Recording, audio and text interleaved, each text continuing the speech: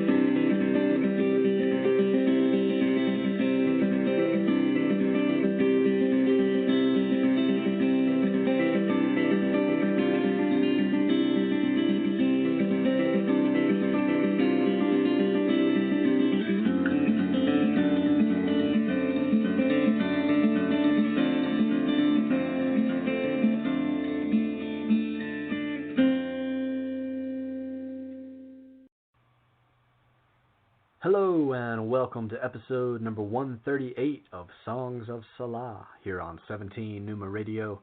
Thank you for tuning in this evening. I'm your host, Scott Thomas Outler, and it is Monday, March the 15th, 2021. I'd like to wish a very happy birthday to my sister Sandy to kick the show off, and I hope everyone's new week is starting off on a high note as the sweet song of spring begins buzzing from just around the bend. Coming up in the next segment, I'm going to be sharing an interview that was conducted with David Francis. David is a poet, editor, research consultant, and part of the Brain Trust at Ray of Thought, a literature and cultural site operated out of Nigeria. He's going to be speaking about his entrepreneurial spirit and some of the experiences that have played a key role in shaping his life as an artist and businessman. He'll also be discussing several exciting projects he has in development at the moment. I really appreciate David taking the time to record his insightful answers to the set of questions I sent his way. So stay tuned for a conversation with David Francis in just a bit. And in the meantime, please be sure to subscribe to the channel while you're listening here on 17 Numa Radio. A reminder also that all past episodes of Songs of Selah can be found in the archive at 17numa.com. Thank you to everyone who supports the show by spreading the word and sharing episode links. Your support is always greatly appreciated and saluted. Hold this slipping halo as a sacrament to the old gods of liberty gone missing, and shine a light on the symptoms mounting where plastic idols are exaggerated and grossly enshrined. Lick your blade and carve a sign in the bark where bite meets sap, tames flesh. For love, if you have the strength left in you, or war, if tensions have already swayed too far across distorted lines, dividing the distance between amnesia and trauma. But how well do you aim is the only question you'll need answered at the barn's hoedown, once all the hay's strewn. I'm excited about the opportunity to appear on an upcoming episode of Quintessential Listening to help celebrate World Poetry Day on March 21st. I'll be joining the program alongside my great friends Heath Brocker and Don Biaquez, so I know it's going to be a righteous event. Thank you to host Michael Anthony Ingram for the invitation. The show will be airing this coming Sunday at 1 p.m. Eastern on the Quintessential Listening channel right here on Blog Talk Radio. Thank you as well to Joshua Corwin for interviewing me yesterday for his podcast, Assiduous Dust. I had an awesome time on the show reading poems and speaking about my forthcoming book, Evermore, written in collaboration with Mihaila Melnick. That episode of Assiduous Dust is set to be released later this spring. And I'm happy to share the good news that the 2021 Western Voices edition of Setu Mag has been published. It was an absolute pleasure serving as guest editor again this year for the third annual edition. Big thank you to Sunil Sharma and Anurag Sharma for the opportunity. And thank you to the 31 wonderful poets whose contributions made the issue possible. Congratulations are also in order to everyone involved with Setu Mag, for having recently reached and surpassed 2 million page views at the website, a well-deserved milestone for such a great venue that serves as a bridge between artists of the East and West. A link to the 2021 Western Voices edition can also be found in a recent post at 17numa.com. I encourage anyone interested in keeping up with my work to subscribe to the site and keep in touch with me there. Alright, that'll just about wrap things up here at the top of the show. I thought I'd close this segment out tonight by playing my most recent collaboration with Greek pianist Elise Kaiser. She wrote the music for and produced this new track that my poetry appears on. So let's listen to Blue Pines before heading into a music break, and then we'll return on the other side with tonight's guest, David Francis. Stay tuned. I consulted my stars during a dry spell in the plains.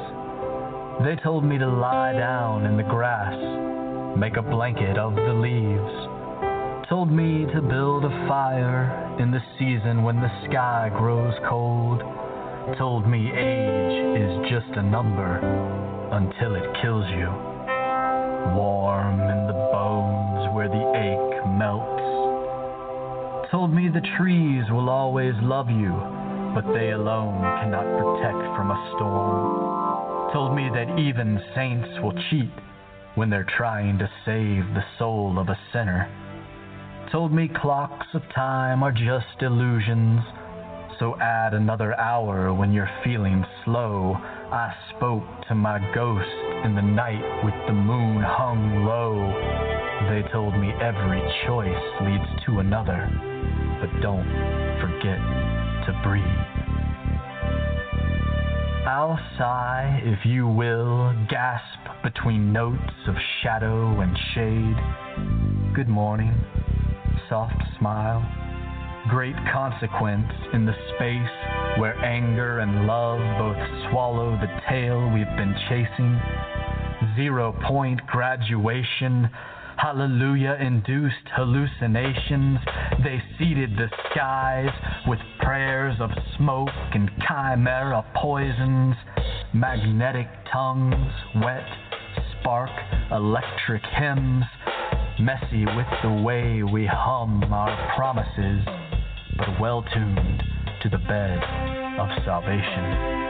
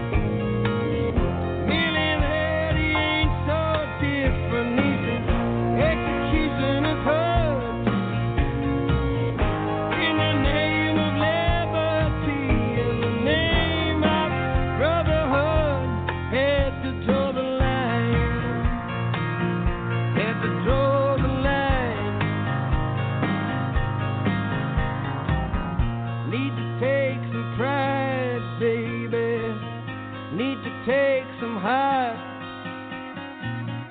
Need to take evasive action when the rumpus starts.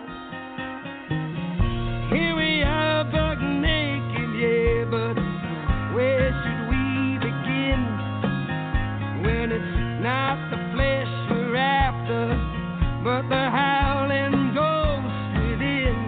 Help me draw the line. Help me draw the line. Help me draw the line. Need to draw the line. Help me draw the line. Need to draw the line. Have to draw the line. Take it back, we're going home. Take it back, we're going. You have to draw the line. Take it back, we're going home. Take it back, we're going. You have to draw the line. Take it back, we're going home.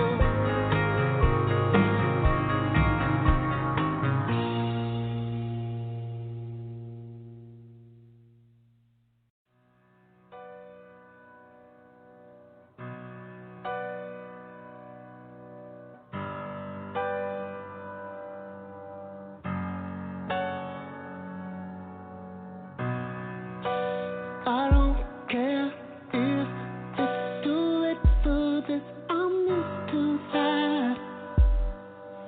I don't need an angel. I don't care. Time gets early on time to drift and cold. I am a shadow. I drink too much. I need to find time. Let's get around. I find it hard to breathe the truth. All the things I think I breathe, you seep into my lungs. But I don't want a broken heart. I admit I'm missing yours inside my home. I don't want your pain no more. Now I am to my own feet. I could only try 'cause I fall at my own feet. I'm tripping every time I could run down the high street. But that would be a lifestyle I'll pray for the lonely.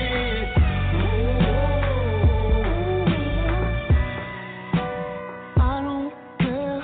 We search for answers. Let's do this whole thing. 'Cause we were never strangers.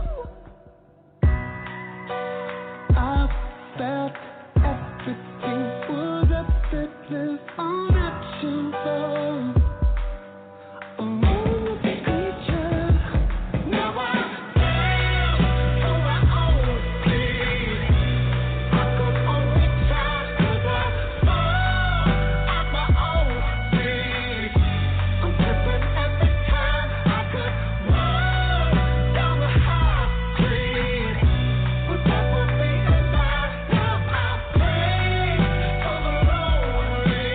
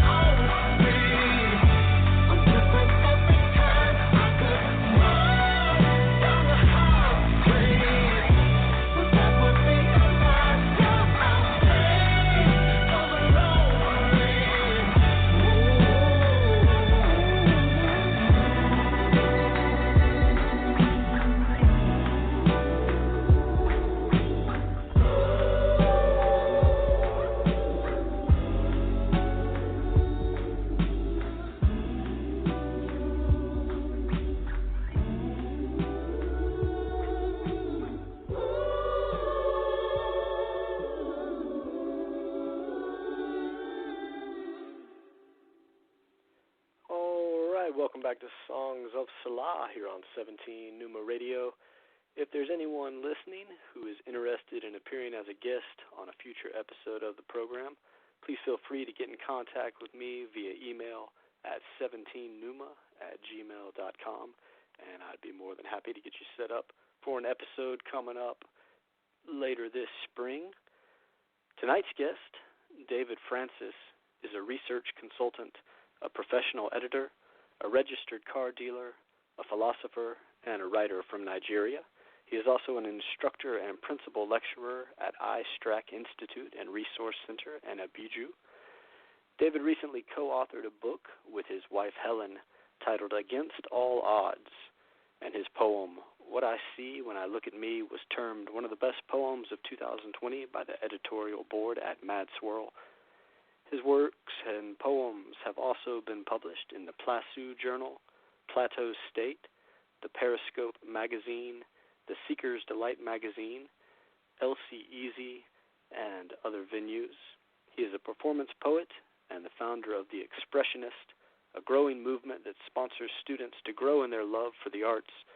David is also an author at the venue Ray of Thought, which he'll be talking about a little bit later. Got a little different aspect to the interview tonight. This was pre-recorded in segments, and so I'm going to do my best to give a little preamble and then let things roll with David's words. So I want to start off by welcoming David to the show. Please do tell us a little bit about the scene where you live there in Nigeria. Oh, wow. Thank you so much, Scott, for the opportunity given to me to be a part and parcel of the Songs of Selah. I am so happy to be here this particular day, this evening, this morning, wherever you're listening to me from. Oh, so what a great way to start talking, talking about where I live. That's Abuja. Yes, I love Abuja. Abuja is located in Nigeria. In fact, it is the capital of Africa's most populous country and sits on the middle of Nigeria's map. It is a well-planned city and was designed as a new national capital to Lagos, which when I was on the 12th of December 1991. So Abuja's geography is defined by Aso Rock, which is a 400-meter monolith left by water erosion. The presidential complex, National Assembly, Supreme Court, and much of the extent of the south of this rock. Zuma Rock is a 792-meter monolith. It lies just north of the city on the expressway to Kaduna. One would think that Abuja is just one of the few purpose-built cities in Africa where the wealth is alone lie. That's a lie. Um, Abuja is more. From taking the boat ride in Jubilee to hanging out at the Millennium Park to visiting the Gurara Falls and so much more, Abuja is fun. And where there is fun, there is art. And where there is art, I'm shining my feet, moving with grace, and going into this chambers. So yeah, it's called That's Where I Live. All right, thank you for that, David. And when did your interest in writing and the arts first originate? And also, who have been some of your main influences and inspirations? My interest in writing and the arts? Well, as far as I remember, it was from my dad's library. Yes, he had a lot of books, and I didn't understand why books should have so much space on the shelf. So, well, after school, I was mostly at home alone. I had just my younger sister and couldn't play football with her. My mom was wary of my going out to play with other boys, and dad was always out of the house. So I was just stuck at home with a pile of books. I saw more books in my grown up years, more than breezes from the football pitch. Well, I guess it paid off. because sooner or later I wanted to find out what exactly was inside these books. Glad I started first with glancing through them. I loved the pictures, especially the drawings, but this was a trap. The moment I got deeper into the strange pages, the more worlds I saw, and the more my mind started working wonders. My interest in writing started from journaling my daily or weekly experiences, really. Since I couldn't get to speak to people around the way I would have loved, I discovered speaking to the pages meant something. When you try to scribble down just somebody who got you angry that day, or someone um, who made you feel loved, someone who made you smile. So we just got to find a piece of paper and maybe a jotter. Just write down how you felt that day. So no wonder I got so good in the art of records and documentation that I was appointed secretary in a church association. So my first published work came under the Community Voice magazine in a place far away from home. Well, the rest is history. My main influences, as you would notice, was my dad first. I remember reading a lot of Shakespeare's books too. Of course, Romeo and Juliet topped the chart. Professor Wale Soyinka's was difficult to understand at first. But when I met him via his plays, The Lion and the Jewel, and a lot of other plays he's written, drama and so on, it became a little bit easier. So, yeah, that is where my interest in writing and the arts first originated. And you're obviously a very active person, staying involved in several different endeavors. So, what's your philosophy on business, and how do you apply it in your entrepreneurial efforts? Alright, Scott. My philosophy in business is no one's destination, really. For me, I believe strongly that the human mind is capable of infinite possibilities. So, why would I want to be successful at one time and settle down with the thought that I have reached the zenith of success? Why would I want to do that? Why? There's more, man, there's more. So I move. This is what I tell myself. I always do. And I always do not want to compete with unending forces, but only with the powers buried inside me to break free. So until I get to the point where I can nod to the impacts of my work and business, then there will still be more to do. My entrepreneurial journey, on the other hand, have not been easy, but I've been on track using this simple philosophy because I know that I cannot be successful alone. So I ensure I collaborate with others. I learn from my superiors, seek for mentorship, pay for online courses if need be, by top folks in their fields, and improve my prospects. This is just how simple yet important this philosophy is to me. Nowhere's destination. Cannot but repeat that again. And what are some of the projects that you're involved with at the moment that have you most excited?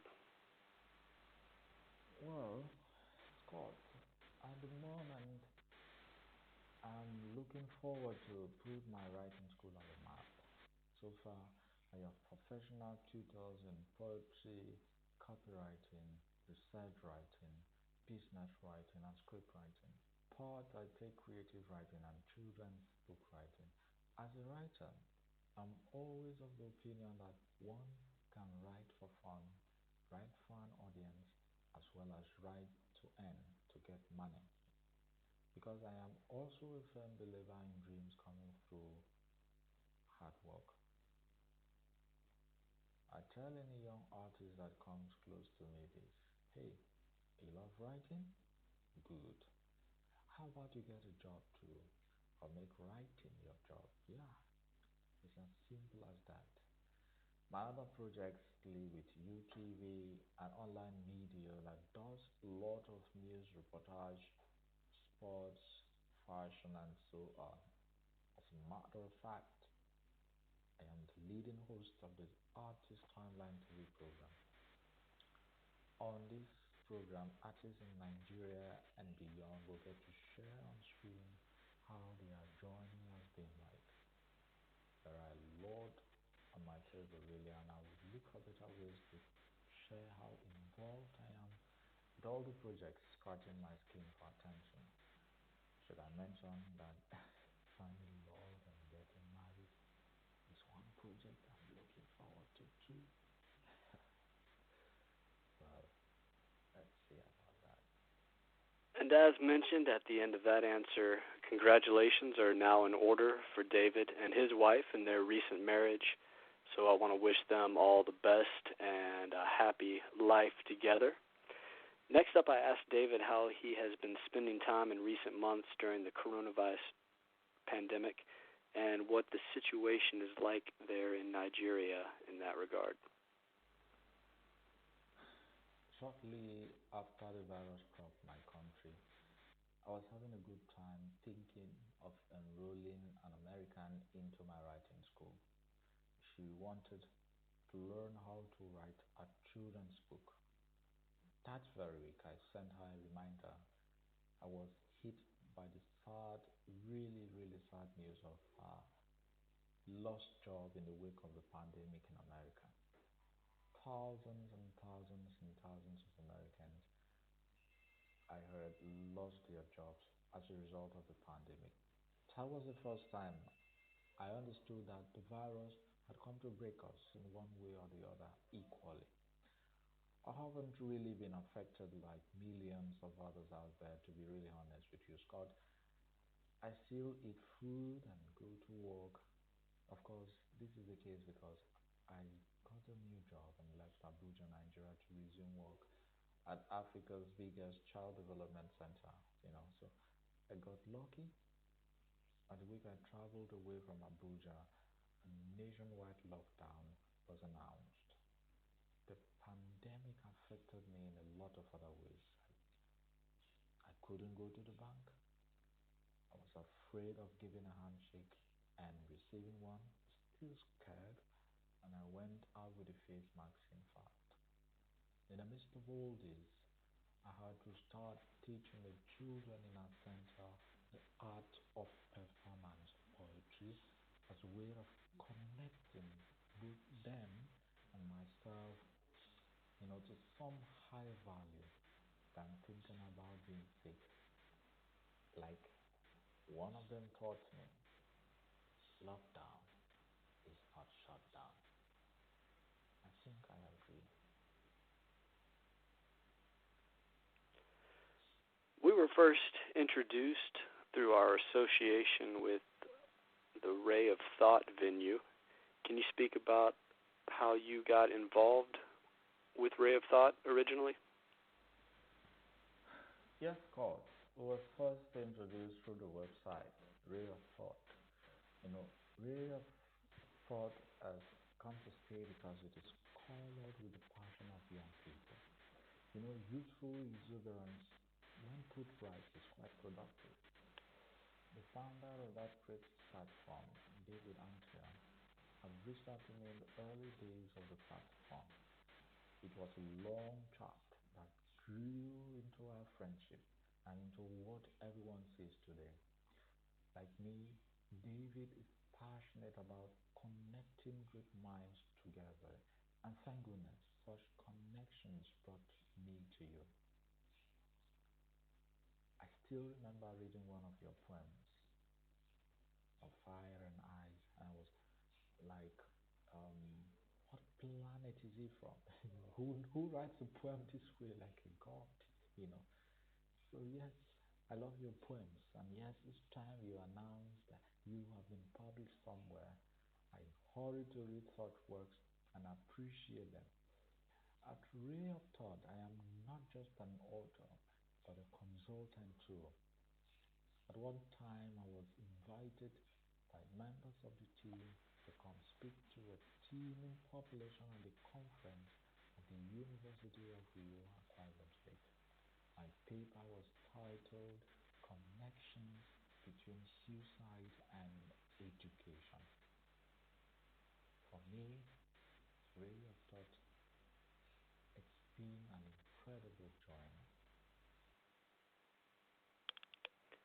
Can you take a moment and speak a little bit about your long term plans and goals and what some of your major aspirations in life are?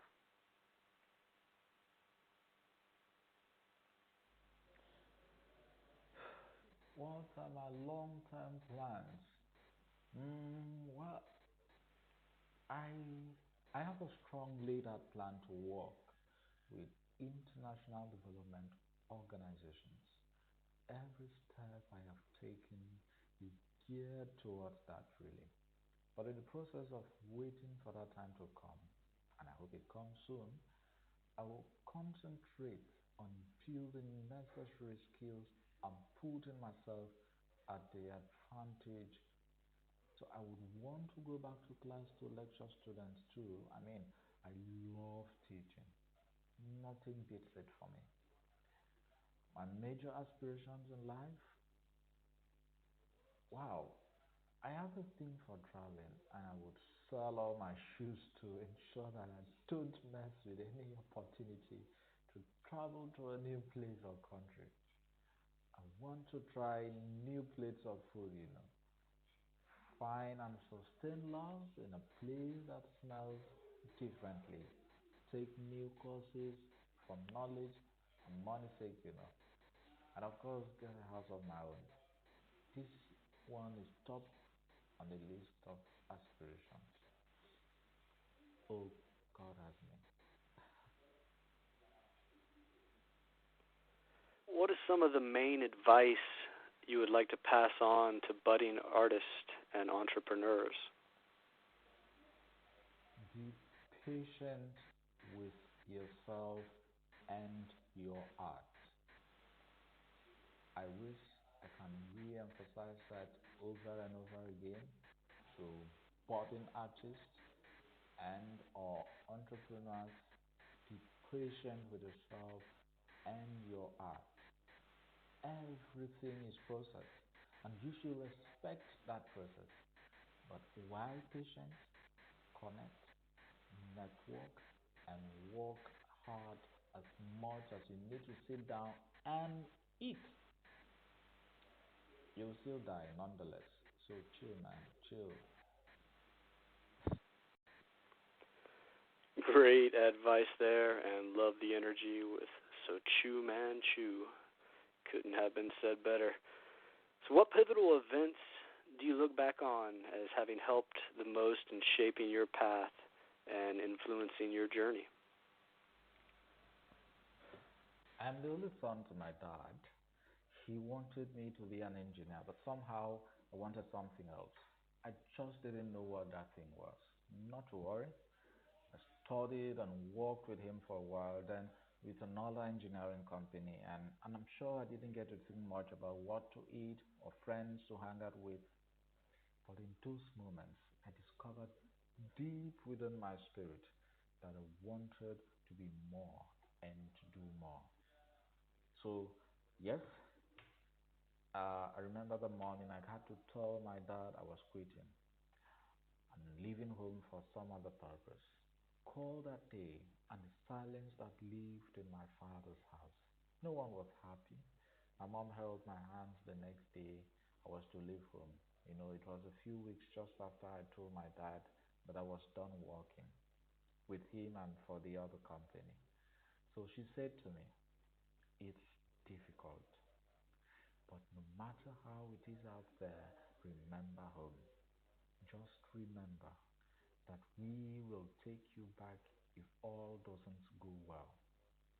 But ensure it does, and that you are happy with your choice.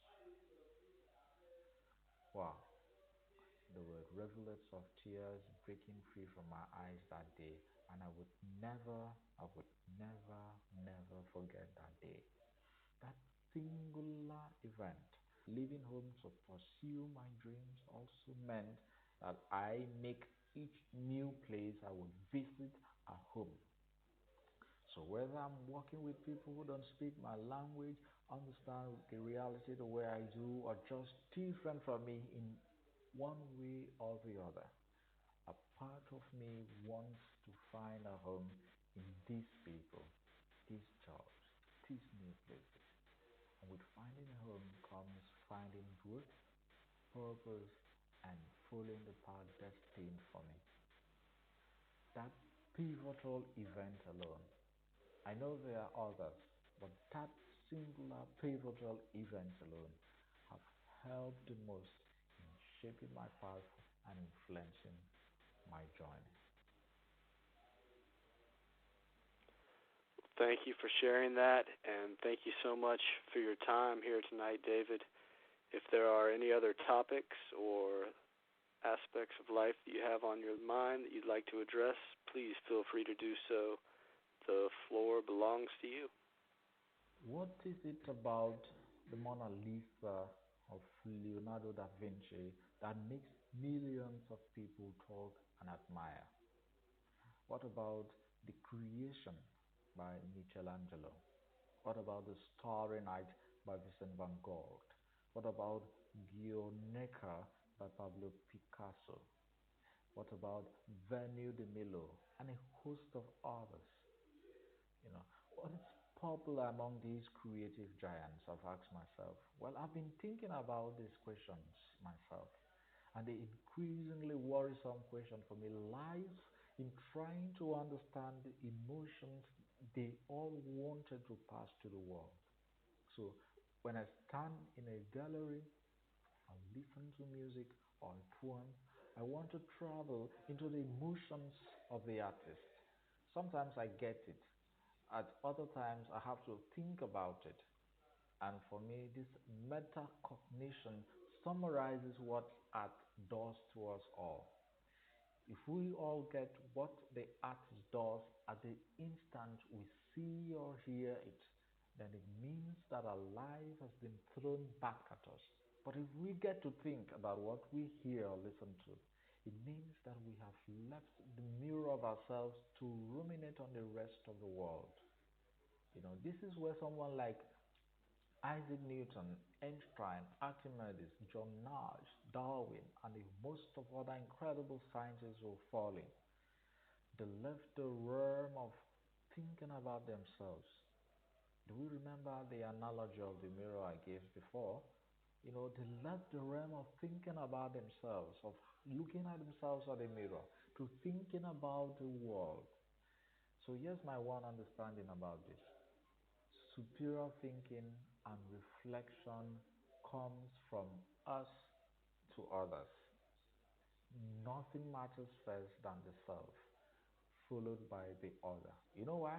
Because wherever you find yourself in life, knowing what you can or cannot do will in no small measure influence how valuable you see yourself in the long run.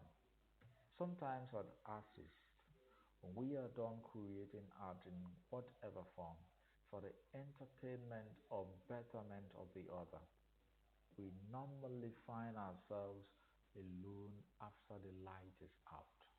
Guess what? You'll be okay. Yes, you will because you were first in love with being just you. You know you love you and that you are still value laden, even if no one watches or knows. Sometimes our friends will come around say, "Well done, you did so much. That was excellent. That was brilliant. Bravo." But whether our friends come for us or not, we know that we got something in us and we must protect that thing wherever, whatever it is. So this way you get to enjoy lasting peace within you. And that's okay. Well, well, thanks so much, God, for this lifetime opportunity to share part of me with the rest of the world through your radio talk. I pray that whoever listens to me at this instant find themselves in the maze called life.